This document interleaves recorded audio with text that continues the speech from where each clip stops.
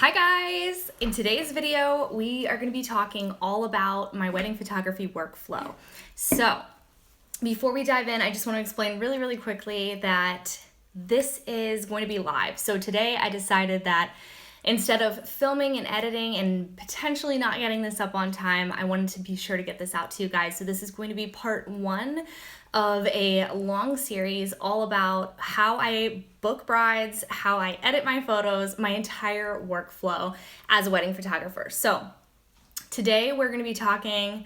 Hi, okay, so you guys are popping in. Say hello, tell me where you're watching from, and we're going to dive right in. Just give me 1 second. From Namibia, awesome. I see some familiar faces. My dog is here begging, thinking that I have food up here, which I don't. I mean, I just have sparkling water, so he's gonna be sorely disappointed. Sorry, Jack, nothing for you.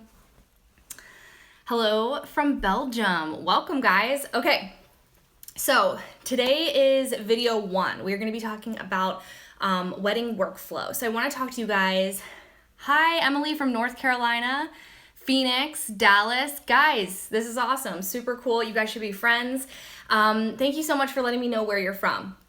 So I'm going to be talking to you guys about the actual process of booking brides. So I want to talk to you guys about the logistics of what goes in, what's my workflow, how do I get that signed contract, how do I get the retainer, what comes when, and how this all goes down. So I have some notes here actually, and I'm going to be working off of these because I want to make sure that I hit all these important points. So the first step of contact, I'm sure that before I get emailed, I was gonna say the first step of contact would be an email. So the first time that I hear from my client is whenever they reach out on my contact form on my website, or just email me directly. Now, before this, I'm sure they've stalked me a little bit on social media. They've seen my work. They have seen my social media platforms and things like that. But that's going to be my first touch point with them where they're actually talking to me live potentially. So the email is my first touch point.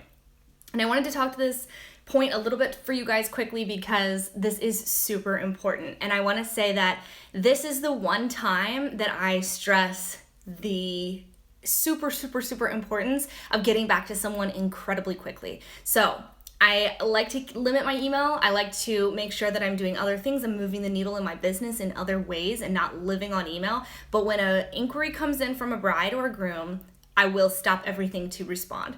Because, and let me tell you why, when a client is looking at you and they're going through your website and they're trying to find their wedding photographer, they're looking at 5 or 10 or 15 other wedding photographers, and they are potentially filling out a lot of forms. And when it comes down to it, it's going to be probably up to who gets back to them first. Now, of course, there are other things that influence that decision, but it is hugely important that you are prompt and you get back to them immediately. So I get back to them right away. I'm going to tell them my availability. If I'm available, I'm going to send them direct galleries, and I'm going to push immediately for a phone meeting. Robson, welcome. Hi from Brazil. Awesome. Thank you guys so much for watching. So then as soon as I get a phone meeting or an in-person consult, that's the next step. So at this point, we haven't gone through the details of the brochure, we haven't gone through contract or anything like that, but they do know my starting prices. So this isn't like a big secret as to what my prices are. And once we're in the meeting, that is when they're going to see an outline of what's included in each collection and even get a brochure. So today, for example, I had a meeting with a bride over the phone. And we spoke for about 15 minutes maybe. And as soon as we wrapped up that phone call, I sent her a brochure. So I do all of my client management, including the brochures, invoicing, sending proposals, and getting contracts signed through HoneyBook. So HoneyBook is the software that I use. I will link it below. So I'm going to throw all the details in this once I go ahead and upload the replay. But HoneyBook is the software that I use for that. So I'm able to send a brochure and customize it to my couple so they know that I'm available. I can put information in that brochure about travel if that's relevant, or prints and heirlooms and things like that. So that's the next step. from that brochure, they can pick a collection. So they can go ahead and say, hey, I actually really love this 8-hour collection. That's what we want to move forward and talk to you about. They're not committing at this point. They're just saying, this is what I'm most interested in. From there, it automatically generates a proposal and says, if you would like to move forward, this is what it would cost.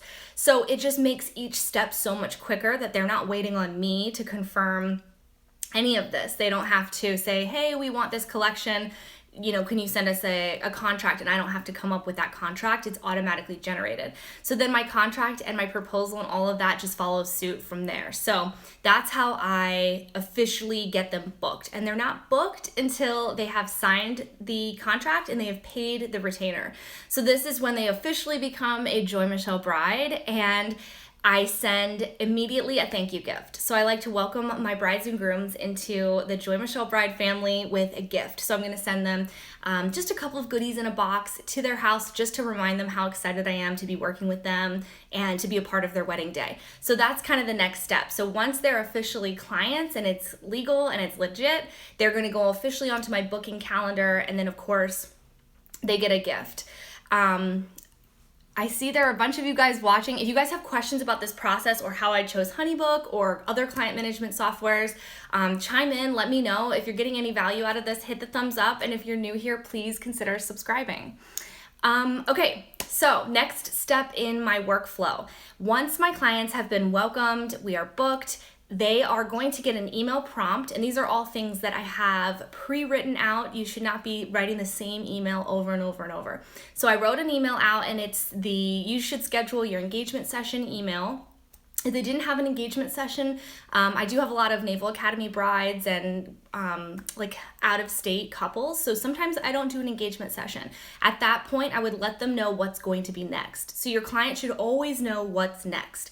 They should not be left wondering, we booked their photographer, but what do we do? When do we schedule this? Are we going to hear from her? What's due?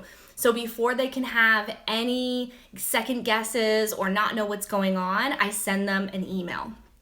Heather asks, what is the gift that you would send out to your brides? So I have a custom gift with a company that does gifting locally here, and I've picked out specific elements, and I have just an assortment of candies and goodies and an artisan candle and some really cute little vow books and stuff like that. So I try to keep it on my brand. My brand is elegant, romantic, and authentic. So I love little details. Everything's very like white and light and ivory, and it has a bow and there's a card and it shows up at their doorstep, just reminding them that I really appreciate them.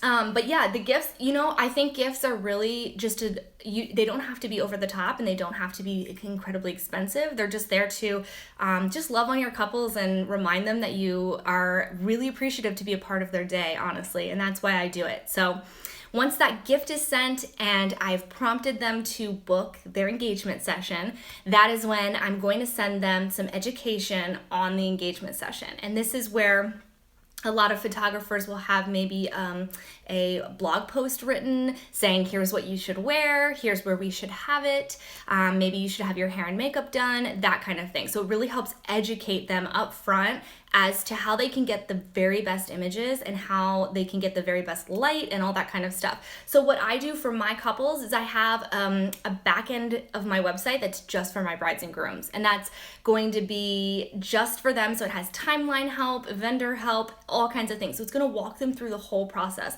And this is what I call my bride lounge. So I let them know that the bridal lounge is available to them and that they can find that information there. So I'm there for questions, but this really just helps answer all that stuff up front, so I don't have to field as many emails because I have all my favorite engagement session spots. I let them know who I like for hair and makeup.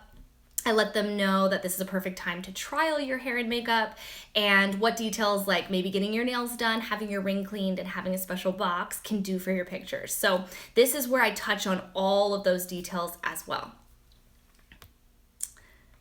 Awesome, guys. Let me go over my notes, make sure I'm not missing anything. So you've prepared them for their session.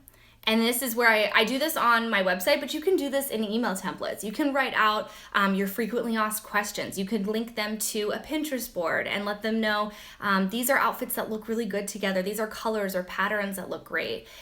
So at this point, I feel that as the professional and as their photographer, this is your job to really shine and show them that you have thought about these things, that you are the expert, and you can guide them through this process, because not often are people in front of the camera and of course getting engaged. So this is your time to really guide them through that process and make it simple.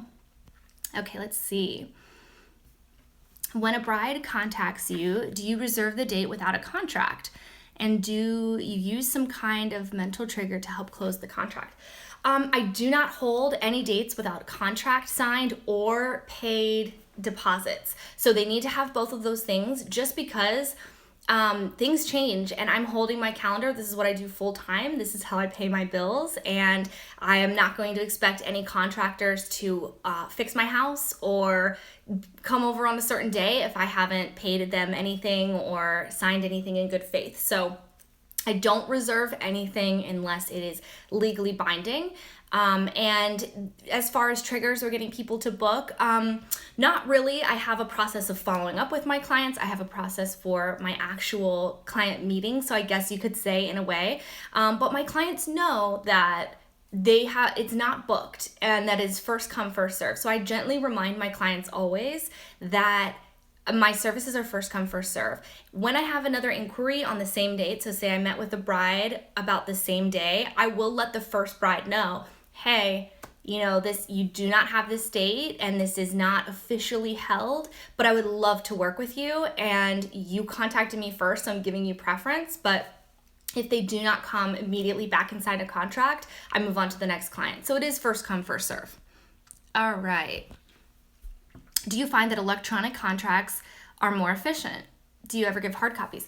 I used to work in hard copies a lot, and I would just send them a workable PDF. You're welcome, Robson.